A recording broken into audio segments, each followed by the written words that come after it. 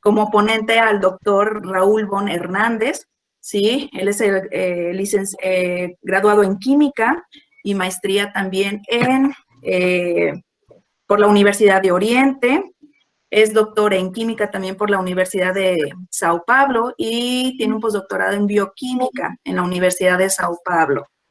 Su área de interés es bioinorgánica y neurotoxicología ambiental. Entonces, hoy el doctor nos va a dar una gran ponencia que trata con respecto a la neurotoxicología evolutiva del manganeso. Muchísimas gracias, doctor, por darnos de su tiempo. Sí, entonces ya puede comenzar. Y otra cosa, la cuestión de preguntas es al final de la presentación, chicos. Okay. Gracias, doctor. Bueno, gracias a ustedes, gracias a Gregorio, que fue un magnífico compañero en la Universidad Federal de Paraná, donde comencé mi vida académica en Brasil. Y bueno, durante unos 2 años más o menos coincidimos por allá. Voy a intentar aquí compartir la tela mi presentación. Déjame ver cómo consigo aquí rápido. Y ahora, solo un minuto aquí, que estaba...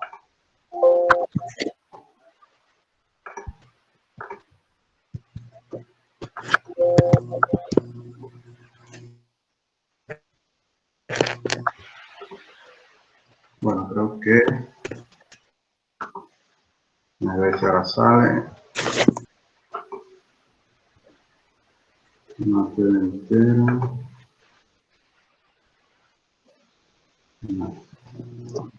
No, ya no. Siempre confundo.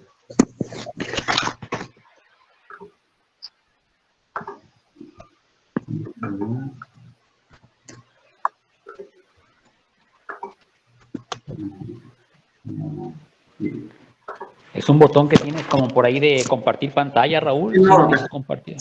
Siempre me confundo si es la página entera o... Sí, es toda su pantalla, doctor. O una...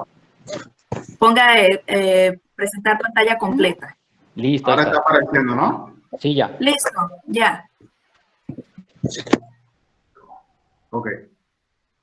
Bueno, reitero mi buenas tardes. No sé si el universo completo, o sea, la audiencia, si irá entre químicos, si existen de otras áreas. La formación ya como ustedes hicieron la presentación, mi formación básica es en la química. Pero bueno, ya después comencé ya en una vía a maestría, después ya inclusive en el doctorado, y ya como profesor vengo trabajando la parte ambiental, pero no la parte ambiental solamente estudiando en el medio ambiente, sino también estudiando los mecanismos que están asociados con eventos, sobre todo neurotoxicológicos de metales, y la vida académica ha sido en grande parte ocupada por el manganeso. ¿Okay? Comencé, como habían dicho, en la Universidad de Oriente.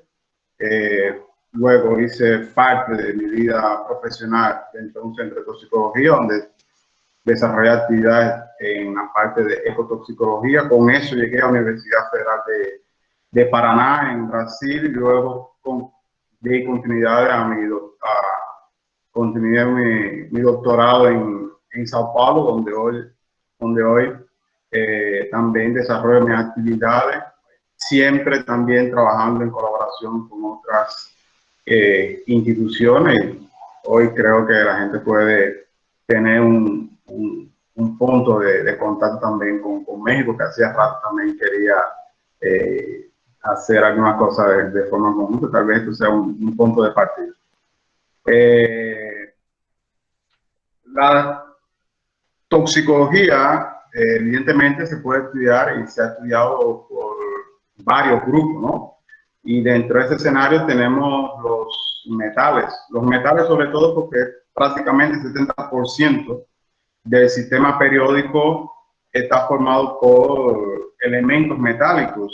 Y consecuentemente, una buena parte de toda la actividad industrial y nuestra vida, inclusive de la parte fisiológica, está relacionado y depende de metales, sea en pequeñas concentraciones o en grandes concentraciones. De manera que los problemas ambientales también son afectados en gran medida por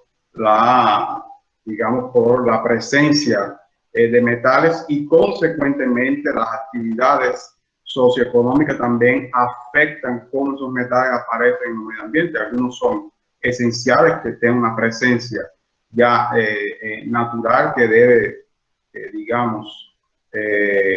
participan de varios procesos fisiológicos, sea en plantas, animales, inclusive en los seres humanos, y tenemos otros elementos metálicos y sus especies metálicas que ya todo el mundo conoce, que no tienen ninguna función vital, como son cobre, aluminio, cadmio, mercurio, y ten aquellos que son los elementos esenciales, que tienen cobre, hierro, manganeso, zinc, y particularmente siempre me llamó la atención esos elementos que son esenciales, sobre todo porque ellos, de una manera u otra, tienen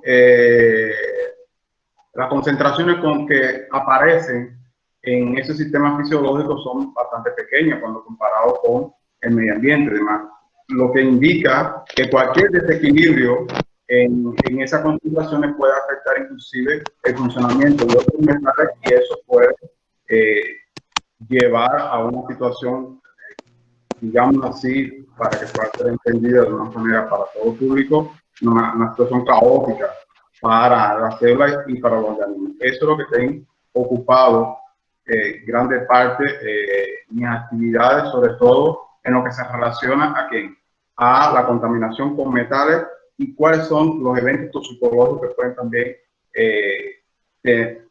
que pueden ser, digamos, identificados cuando estamos en presencia de una concentración elevada de metales, o cuando estamos en una situación en que estimulamos el desequilibrio de la presencia de metales que son esenciales.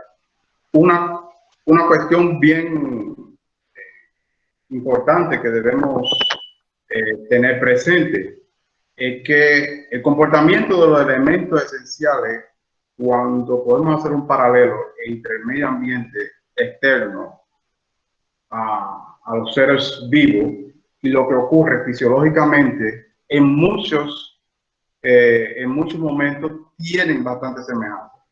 Entonces, el control químico que pueden tener dentro del medio ambiente, digamos, en un ecosistema acuático, inclusive en un ecosistema terrestre, muchas veces tiene situaciones que tienen un paralelo dentro de los organismos. Entonces, el conocimiento de la química, por ejemplo, el conocimiento de la química del agua, el conocimiento química del suelo, del sedimento, permite en gran medida saber qué puede pasar dentro de un organismo vivo.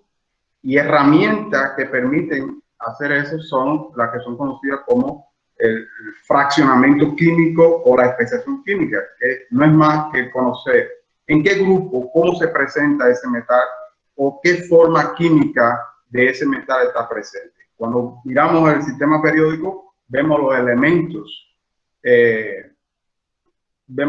pero cuando hacemos, digamos, ya inclusive una distribución electrónica de cualquier elemento, podemos encontrar que existen diferentes estados de oxidación. Ya estamos hablando ahí de especiación, y así sucede dentro de los organismos, porque fisiológicamente los elementos se comportan dependiendo del estado de oxidación, y dependiendo del estado de oxidación, así es la asociación que tienen con diferentes moléculas, y ese comportamiento de asociación con diferentes moléculas determina su funcionalidad, así como también las diferentes estrategias que el organismo puede desarrollar para enfrentar un evento toxicológico, y todo eso se resume de una manera u otra en metabolismo de los metales. Eso permitió, digamos, y motivó en gran medida mi actividad desde un punto de vista científico.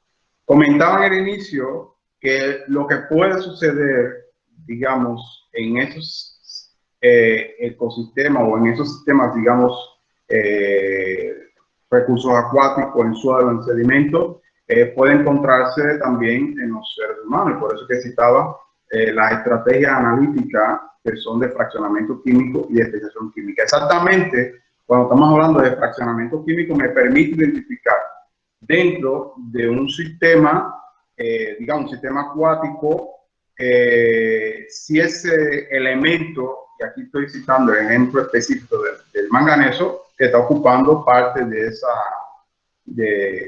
esa conferencia, pero eso también puede ser aplicado para otros elementos y otras especies químicas, o se puede, a partir del fraccionamiento químico, identificar e inferir también si parte de ese manganeso se encuentra en sedimentos, si se encuentra en la columna líquida, y si se encuentra en sedimento o en la columna líquida, cómo se podría también encontrar en esa situación. Ese trabajo que estoy citando aquí es uno de los trabajos que fue mi tesis parte de mi tesis de doctorado, en lo cual identificamos que en una región considerada inclusive de preservación ambiental, parte de ese manganeso se encontraba biodisponible. ¿Qué significa eso? Que parte de ese manganeso estaba teóricamente respetando los niveles que deberían ser considerados como seguros para el medio ambiente, pero 30% de ese elemento se encontraba biodisponible, o sea, se encontraba en contacto directo con esos organismos. Eso permitió identificar ciertos riesgos ecotoxicológicos, y cuando me refiero a riesgos ecotoxicológicos, ustedes pueden también avanzar un poco más en el sentido de qué riesgo de un punto de vista se puede asociar. En el caso del manganeso, ya fuimos directo a la cuestión de la neurotoxicología, porque varios trabajos tienen ya apuntado, tienen indicado, tienen sugerido que los mayores problemas desde un punto de vista toxicológico están relacionados con la parte de desequilibrio en el sistema neurológico, sobre todo porque él participa también de muchas, digamos, interacciona con varias moléculas, dando lugar a varias metaloproteínas que están relacionadas con desenvolvimiento, con sistema antioxidante, con sistema energético. También puede interferir inclusive en algún momento con metabolismo de proteína, porque puede sustituir otros elementos como es magnesio dentro de esos sistemas. Entonces el manganeso tiene esa particularidad, o sea, un elemento esencial que tiene la posibilidad de participar de diferentes procesos fisiológicos, de diferentes vías metabólicas. De la misma manera que podemos encontrar una variabilidad enorme de aplicación desde un punto de vista socioeconómica y su presencia en el medio ambiente, desde un punto de vista fisiológico, también tiene una amplia participación, y eso se debe también a el gran número de grados de oxidación que pueden ser identificados en lo que se refiere al manganeso. Y exactamente cuando estamos hablando de neurotoxicología, uno de los problemas más críticos que se tienen dentro de esa área es la neurotoxicología durante el desarrollo. Y exactamente el manganeso también tiene esa particularidad, porque ya comentaba, él participa inclusive de metaboenzimas que son necesarias durante el desarrollo de los diferentes organismos. Y exactamente uno de los órganos dentro de los seres vivos que son más sensibles es exactamente el sistema nervioso central. Y ahí es que se justifica todos los esfuerzos por entender por qué el manganeso tiene ese impacto tan grande dentro del sistema nervioso central. Y ya prácticamente son casi 200 años, casi 190 años, disculpen, que ya fueron relatados los primeros eventos de intoxicación con manganeso y que ahora estamos trabajando y avanzando un poco más en conocer cómo esos eventos pueden darse en presencia de manganeso. Y comentaba la cuestión de la sensibilidad que tiene el sistema nervioso central, y es que uno de los factores más importantes que pueden ser destacados en esa situación es que inclusive durante el desarrollo parte de esas células, o sea, de neuronas, son perdidas de forma natural. Si conjuntamente con eso tenemos un evento de intoxicación por exposición a especies que pueden también afectar el sistema nervioso central, podemos simplemente aumentar el número de células que están muriendo y consecuentemente la posibilidad de tener esos eventos neurotoxicológicos que durante el desarrollo son importantes conocer y disminuir la posibilidad de que ocurra, porque muchas de las enfermedades neurodegenerativas que hoy existen, como Alzheimer, Parkinson, esclerosis lateral amiotrófica, Huntington y otras, tienen su origen en una, digamos, alteración neurológica durante el desarrollo. No es una sorpresa que cada vez más están siendo identificados casos de esas enfermedades con pacientes que son mucho más jóvenes y ya no se puede hablar única y exclusivamente que son enfermedades relacionadas única y exclusivamente para personas que son llamadas más avanzadas en edad. Hoy tenemos ya casos de parkinsonismo, de esclerosis lateral amiotrófica, ya pacientes que tienen entre 40 y 50 años de edad. Esa situación se da en gran medida porque nuestro sistema, o sea, ya comentaba que fisiológicamente necesitamos de metales y el cerebro es, digamos, el órgano del organismo que más energía consume y también es un órgano que depende de la presencia de metales esenciales. Eso indica que cualquier desequilibrio que pueda aparecer en el sistema nervioso central como consecuencia de alteración de la homeostasis de metales, eso debe llevar a una situación de neurotoxicidad y de neurodegeneración. Eso es lo que tenemos y por eso es que cada vez más los estudios en esa área vienen avanzando. ¿Por qué metales? Bueno, aquí tenemos la parte de la liberación, sobre todo la parte de neurotransmisión, depende de metales. La síntesis de melanina también precisa de metales. Tenemos también, como había comentado, la presencia de esos elementos esenciales son cofactores determinantes en varias enzimas, no apenas como antioxidantes. Ya había citado también que son parte del sistema energético. Varias de esas enzimas son constituidas, o sea, tienen elementos trazos como cofactores para su funcionamiento. Entonces, eso coloca esa situación tan sui generis y tan importante de el control de la presencia de metales en el sistema nervioso central. Y eso, hablar del control de esos metales equivale a que tenemos que tener varios factores que pueden afectar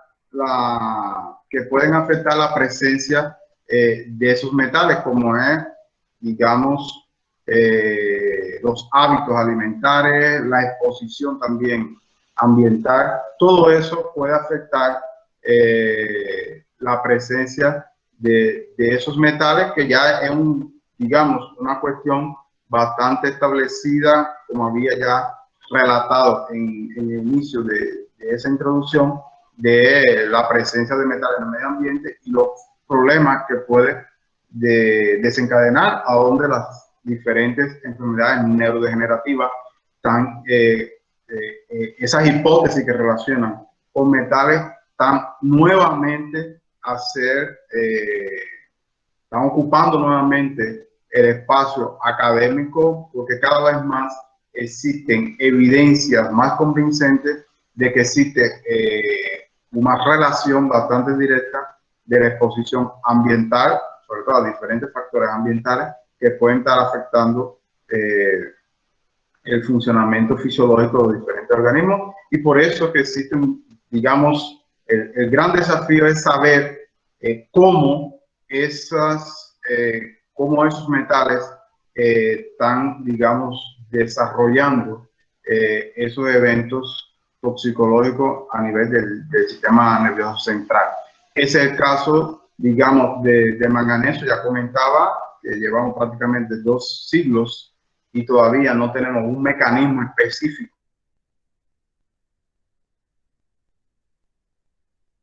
Muchos años se había considerado que la exposición, digamos, por aerosoles era la fuente principal de contaminación. En los últimos años, esa situación también ha cambiado un poco, sobre todo porque han sido identificados fuentes de contaminación hídrica, y no necesariamente en países en desarrollo, sino en países desarrollados también, porque si tenemos un extremo, digamos, países como Canadá, del primer mundo, donde se han relatado eventos de intoxicación hídrica con manganeso, tenemos casos de países en desarrollo como Bangladesh, donde existen casos ya bastante acentuados sobre esa situación. Aquí en la parte, en la región del norte y de Brasil, también existen algunos casos. En la región del suroeste también, con los casos de los últimos años de desastres de eventos y desastres ambientales, también ha aumentado los riesgos de contaminación con manganeso, sobre todo en áreas de mineradoras, y eso ha llevado a la comunidad científica a procurar, a buscar otras alternativas en lo que se refiere a los estudios de mecanismos que permitan entender mejor lo que está pasando en esa situación. Eso es lo que motivó en los últimos 5 años el trabajo de mi laboratorio, sobre todo porque estudiar esos fenómenos únicos y exclusivamente en mamíferos no estaba llevando y no ten permitido identificar una situación que avance en el sentido de conocer ese mecanismo. Se levantaba una hipótesis que si esos fenómenos de intoxicación con manganeso y el mecanismo o las vías metabólicas que podrían ser alteradas eran conservadas en la cadena evolutiva, podríamos encontrar una respuesta más, digamos, más robusta de cuál sería el mecanismo de esa intoxicación. Coincidentemente, un grupo en los Estados Unidos entre 2011 y 2012 también lanzaban una hipótesis sobre toxicología evolutiva que prácticamente coincidió en el momento que yo presentaba parte de un proyecto para financiamiento y después un segundo proyecto que trabajó sobre esas hipótesis y que hoy voy a compartir parte de esos resultados con ustedes. Ya algunos están publicados, otros están en vía de publicación, los cuales nos planteamos esa hipótesis y trabajamos con diferentes alternativas analíticas dentro del área de toxicogenómica, que también envuelve, digamos, metabómica, que va a estudiar cuestiones de los metales dentro de los diferentes organismos y cómo se encuentran las diferentes fracciones y especies químicas en los organismos y su interacción con diferentes biomoléculas. Estábamos también trabajando la parte de toxicología. Abordamos todo eso utilizando transcriptoma, viendo cómo la expresión de genes podría ser alterada en la presencia de esas especies. Evoluimos un poco más en el sentido de estudiar qué podría estar pasando con las diferentes proteínas, una vez que desde un punto de vista de la biología molecular y lo que se conoce digamos, del campo científico, el dogma de la biología celular y biología molecular, que es DNA, RNA, proteína. Entonces estudiamos también proteína. El hecho de haber estudiado algunas cuestiones de metabómica ya nos coloca en cuestiones de metabolómica también, porque permite estudiar cómo esos metabolitos y los metales y las especies metálicas de una manera pueden ser considerados también en algún momento como metabolitos. Y también hemos hecho ya algunas cuestiones sobre comportamiento, que son las cuestiones de la fenomenología de cómo podría manifestarse clínicamente esos eventos toxicológicos. Todo eso inspirado en aquella diapositiva que había presentado de qué había o qué estaba sucediendo con el manganeso en aquella región que era una área de preservación ambiental. En aquella época hicimos algunos estudios sobre toxicología, también publicamos esos trabajos, avanzamos un poco en lo que se refiere, coincidimos con algunas hipótesis que estaban descritas en la literatura en lo que se refiere a afectación del metabolismo energético, pero realmente no nos quedamos contentos con esos resultados, y por eso que avanzamos en esa situación, inclusive incorporamos también herramientas de biología de sistema, que es, digamos, aparte que aplica bioinformática para poder entender a complejidad de esos fenómenos que estamos estudiando. Ok, en un primer momento, utilizando herramientas de genómica funcional y de proteómica funcional, estudiando con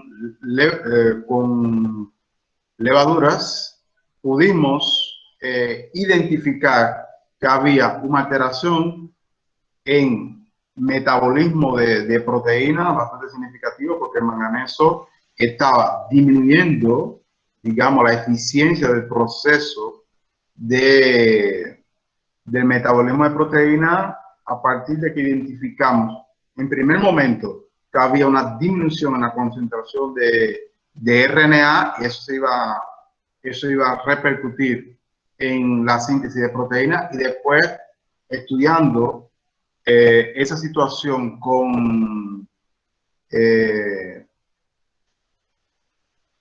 técnicas que permiten estudiar el comportamiento del ribosoma, donde son las síntesis de proteínas, pudimos identificar que esas vías también estaba alterada.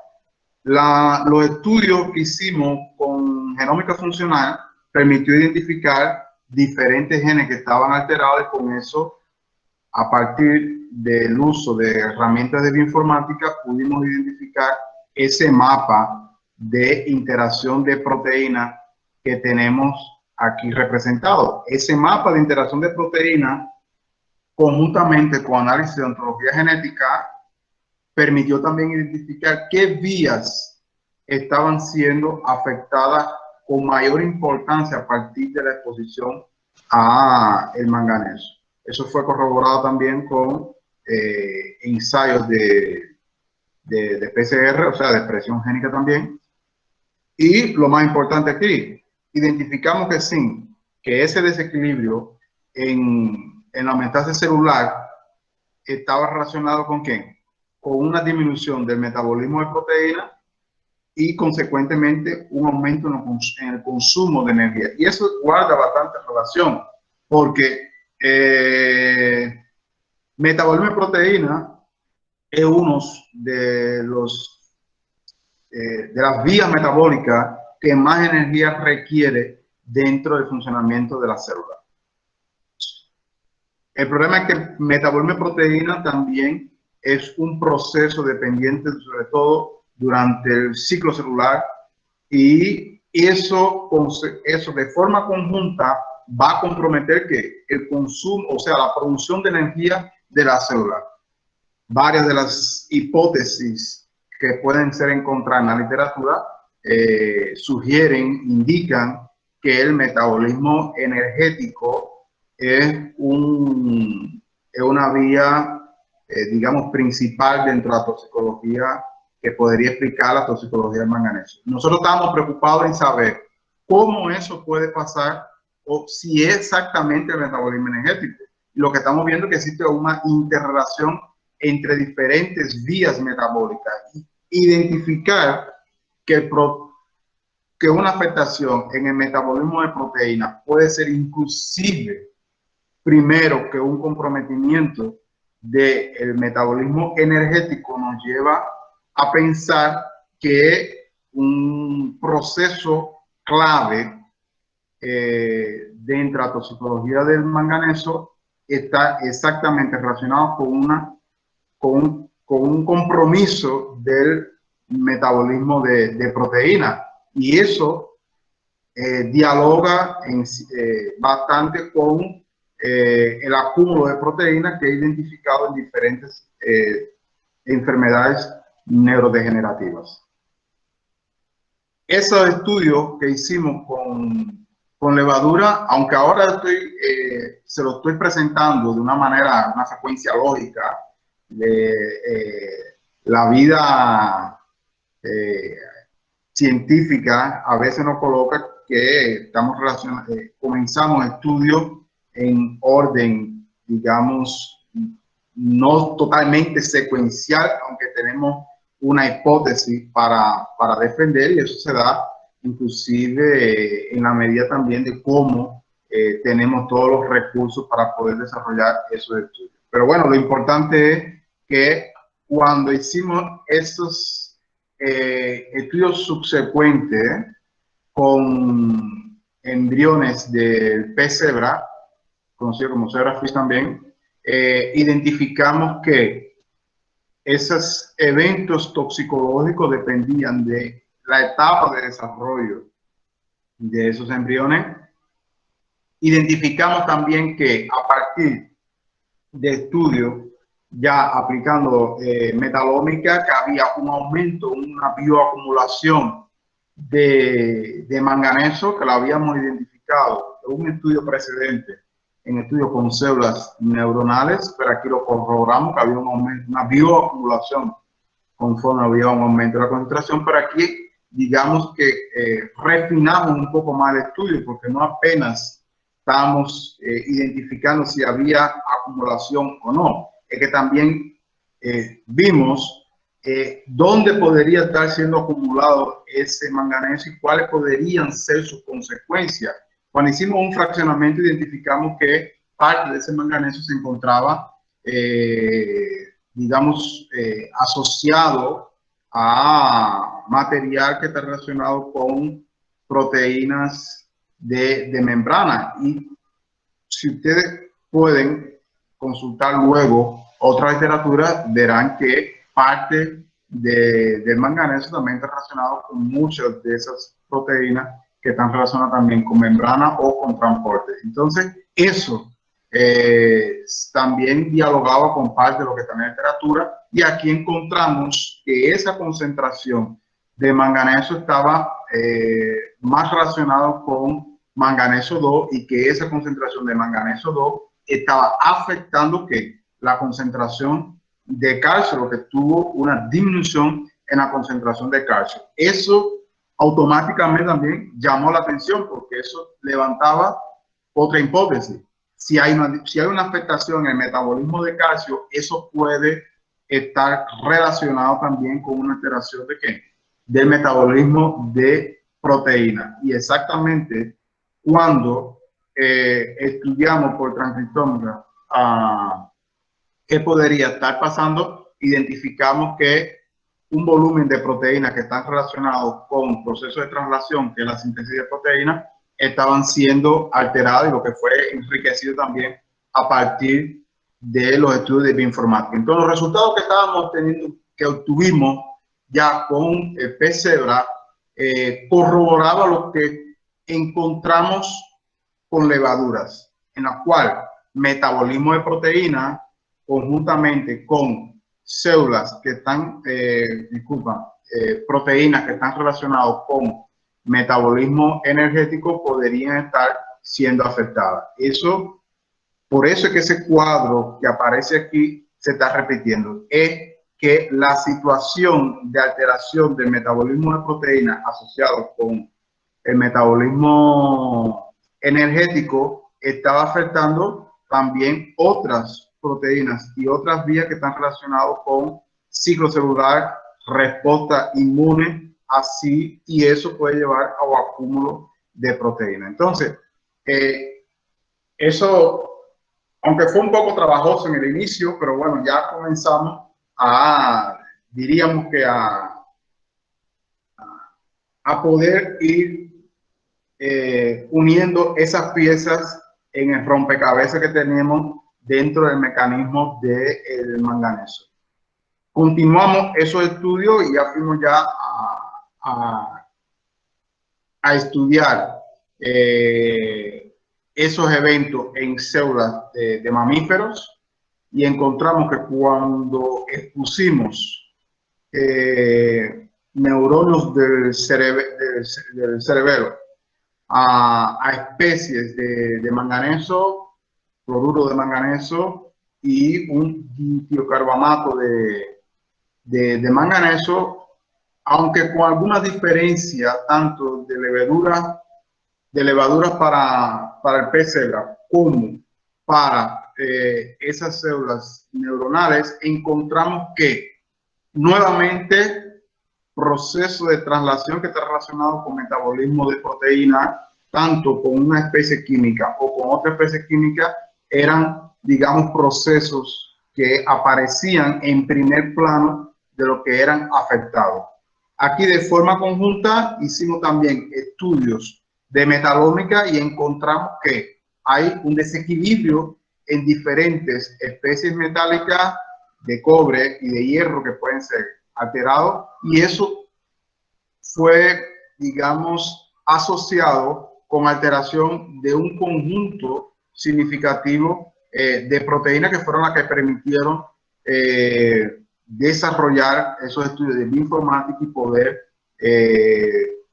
obtener esos mapas de interacción de proteínas que consecuentemente permitieron también identificar qué vías metabólicas estaban siendo alteradas. Y reitero, metabolismo de proteína apareció en primer plano cuando esos análisis fueron desarrollados. Estudios que fueron corroborados nuevamente cuando estudiamos eso ya con modelos de células de humanos.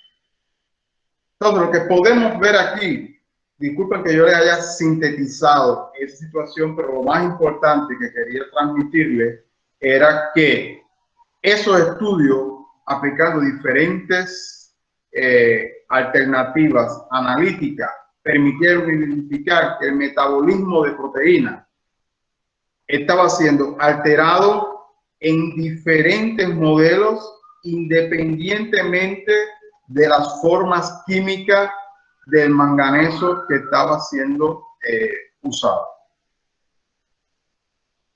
Si por un lado, cuando estamos hablando de toxicología, la especiación química, el fraccionamiento químico es importante porque ya vimos que pueden ser afectados diferentes genes dentro de esos organismos, pero la vía metabólica estaba siendo afectada de igual manera. Y eso puede pasar porque desde un punto de vista evolutivo existen alteraciones en los genes, existen alteraciones también en las proteínas, pero la función como tal dentro de la célula es mantida. Entonces, ese es el resultado más significativo que nosotros estábamos encontrando dentro de la zona. Por eso que yo no llamé la atención si era un gen específico o si era otro gen, porque exactamente también dentro de esa perspectiva y coincidente con otros grupos internacionales, existe ya una tendencia para algunas enfermedades crónicas en las cuales la estrategia de identificar un gen o una proteína como un marcador de esa enfermedad ha fracasado, y es por eso que ya existe ya una tendencia a estudiar más las vías metabólicas que están siendo alteradas y no exactamente genes y proteínas de manera aislada. Y eso que nosotros identificamos, en lo cual pudimos verificar cuáles eran las vías que estaban siendo afectadas de manera, digamos, simultánea en esos diferentes modelos que estuvimos estudiando que, reitero, independen de qué forma química están presentes y sobre todo cuando nos estamos refiriendo a eventos neurodegenerativos donde la especie química no fue tan importante como, digamos, el evento toxicológico que estaba, digamos, antecediendo a esa afectación que también identificamos. Aquí yo intento traer para ustedes una representación de lo que estamos discutiendo en lo que se refiere a mecanismo de intoxicación, en lo cual identificamos que el manganeso está afectando tanto la homeostasis de metales como de proteínas dentro de las células, y eso se refiere a un estrés desde un punto de vista celular debido a un desequilibrio entre el metabolismo de proteínas y digamos, metabolismo energético, y ese desequilibrio es lo que puede caracterizar el estrés celular que estamos identificando como consecuencia de ese desequilibrio en la homeostasis celular, y que finalmente compromete la supervivencia celular, y eso puede de una manera u otra explicar los eventos toxicológicos y de neurodegeneración que han sido asociados